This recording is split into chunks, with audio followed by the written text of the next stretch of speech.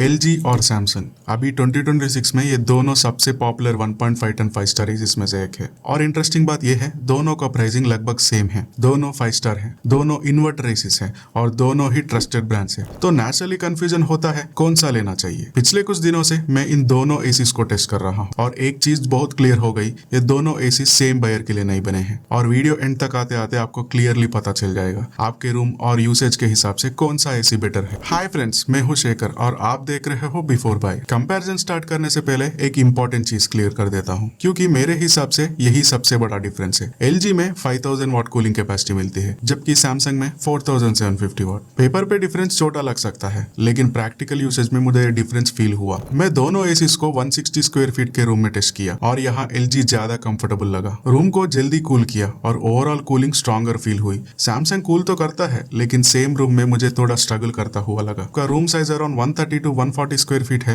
ये दोनों ACs comfortably काम करेंगे, लेकिन 150 टू 160 स्क्वायर फीट के रूम के लिए मैं LG को प्रेफरेंस दूंगा। और हॉनेस्टली ये कंपैरिजन की सबसे इंपॉर्टेंट पार्ट वो है कूलिंग, क्योंकि बाकी फीचर्स बाद में आते हैं। सबसे पहले एसी रूम कूल करना चाहिए। LG का कूलिंग एक्सपीरियंस ज्यादा पावरफुल लगा। फास्ट मोड में भी डिफरेंस फील हुआ, पर्टिकुलरली आफ्टरनून टेस्टिंग में। LG रूम टेम्परेचर को थोड़ा जल्दी पुल डाउन करता है। सैमसंग का कूलिंग एक्सपीरियंस भी बुरा नहीं है, बिल्कुल नहीं, लेकिन साइड बाय साइड कंपैरिजन में LG क्लियरली स्ट्रॉन्गर लगा। एयर थ्रो की बात करें तो डिफरेंस ह्यूज नहीं है, लेकिन LG का एयर फ्लो थोड़ा ज्यादा पावरफुल फील हुआ। अब एक चीज जो शोरूम में नोटिस नहीं होती, लेकिन घर में रोज फील होती है, वो है रिमोट। LG का 2026 रिमोट फुली बैकलिट है, बटन्स भी लाइट अप होते हैं, डिस्प्ले भी। रात में लाइट्स ऑफ हो, बेडरूम डार्क हो, तब ये सरप्राइजिंगली यूजफुल फीचर लगता है। सैमसंग रिमोट में बैकलिट नहीं है, और हॉनेस्टली इस प्राइस पे मुझे लगता है सैमसंग को ये फीचर ऐड कर देना चाहिए था। इनमें एक और डिफरेंस, LG में swing position preset directly remote से सेलेक्ट कर सकते हो, मतलब एयर फ्लो को एक स्पेसिफिक डायरेक्शन में सेट करना काफी इजी हो जाता है। सैमसंग में dedicated swing position preset remote पर नहीं मिलते। स्विंग चलते वक्त जिस पोजीशन पर आप बटन प्रेस करते हो, एयर फ्लो वही लॉक हो जाता है। हाँ, स्मार्ट थिंग्स ऐप के थ्रू आप प्री डिफाइंड पोजीशंस और कंट्रोल्स को ज्यादा कन्वीनियंटली मैनेज कर सकते हो। यहाँ सैमसंग स्मार्ट फीचर्स के मामले में लीड लेता है और काफी क्लियरली लेता है। सैमसंग में स्मार्ट फीचर्स हर यूनिट में मिलते हैं, कोई वाईफाई वेरिएंट नहीं है, कोई एक्स्ट्रा पैसा नहीं। Out of the box app control मिल जाता है, AI एनर्जी मोड मिलता है, जियो फेंसिंग मिलती है,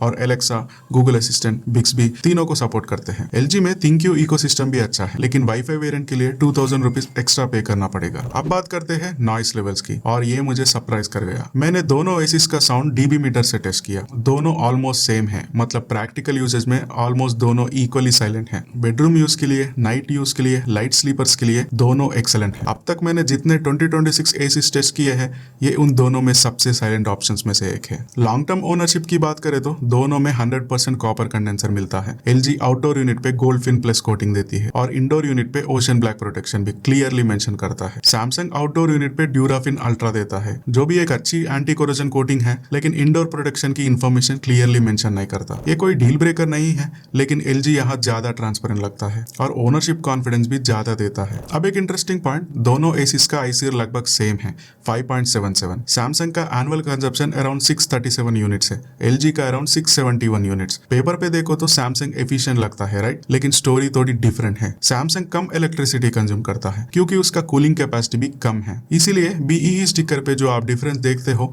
उसे देखकर इमीडिएटली सैमसंग को एफिशिएंसी विनर मत बना लेना। रियल वर्ल्ड में दोनों का एफिशिएंसी लगभग सेम ही है। तो सवाल ये है, कौन सा एसी लेना चाहिए?